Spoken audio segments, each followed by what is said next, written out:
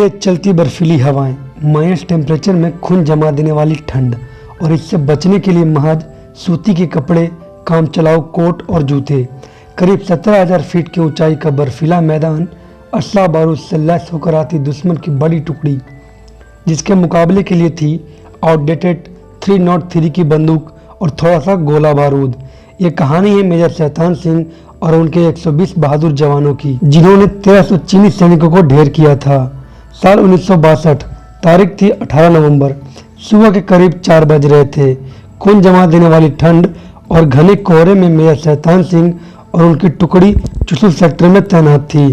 Major Shaitan Singh की regiment में लगभग जवान हरियाणा के रेवाड़ी जिले के थे, जिन्होंने कभी भी बर्फ गिरते नहीं देखी थी। भारतीय सैनिकों को यह आभास हो गया था कि चीन अपने नापाक इरादों को अंजाम देने वाला है और युद्ध में चुशुल सेक्टर को गंवाना मतलब पूरे लद्दाख की सुरक्षा को खतरे में डालना था।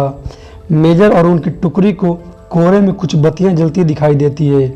मेजर शैतान सिंह समझ जाते हैं कि चीनी सैनिक उन पर हमला करने वाले हैं। भारतीय सैनिक ने भी चीनी सैनिक के मुकाबला करने के लिए पूरी तरह से तैयार हो गए। चीनी सैनिकों को अपनी सीमा में घुसते देखकर भारतीय सैनिकों ने हमला बोल दिया और इसमें काफ़ी संख्या में चीनी सैनिक मारे गए। इसके बाद लगभग 30 मिनट तक कोई भी हलचल नहीं हुई और फिर सुबह के करीब 4:30 बजे चीनी सैनिकों ने दोबारा हमला किया और पिछली बार की तरह इस बार भी सैकड़ों की संख्या में चीनी सैनिक मारे जाते हैं। जब चीनी सैनिकों ने अपनी सेना की हालत देखी तो उन्होंने भारतीय सैनिकों पर पीछे से हमला बोल दिया। दुश्मन सैनिक की एकाग्रता सफल रही। भले ही भारतीय सैनिकों के पास असला बारूद कम थे, पर उनका जोश और जुनून उनकी रगों में दौड़ रहा था।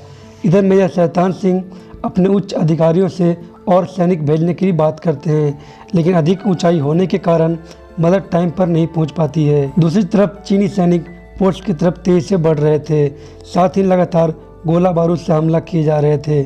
चारों तरफ बमों की आवाज़ के सिवाय कुछ भी सुनाई नहीं दे रहा था और इसी दौरान मेजर शैतान सिंह को एक गोली लग जाती है और वो घायल हो जाते हैं। भले ही भारतीय सैनिकों के पास गोलियां खत्म हो गई थी,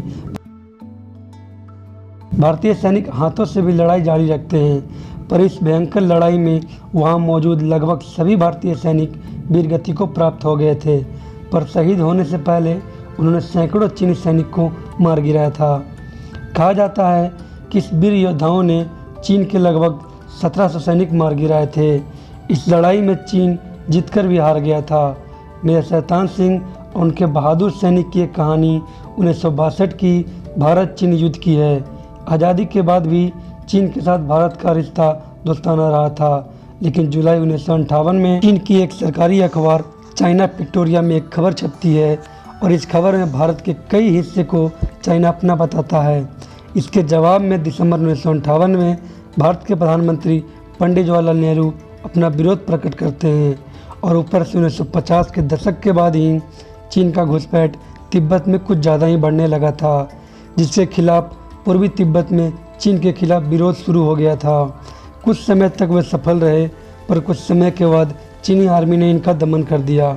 इसके बाद दलाई लामा को धमकी पर धमकी मिलने लगी और दलाई लामा वहां से भागकर भारत की तरफ आ जाते हैं और भारत की ये बात चीन के गले नहीं उतरती। भारत और चीन के हालात आपस में बिगड़ने लगे और फिर आता है साल 1962। दरअसल ये बात अक्टूबर 1962 की है, जहाँ भारत एक तरफ चीनी भारत भाई भाई के नारे लगा रहा था, तो वहीं दूसरी तरफ चीन ने कुछ और ही नापाक मंसूबे पाल रखे थे। तो दोस्तों, आज की सीरीज में बस इतना ही। तो दोस्तों, मिलते हैं अगली वीडियो में कुछ ऐसे ही अनसुनी कहानियों के साथ।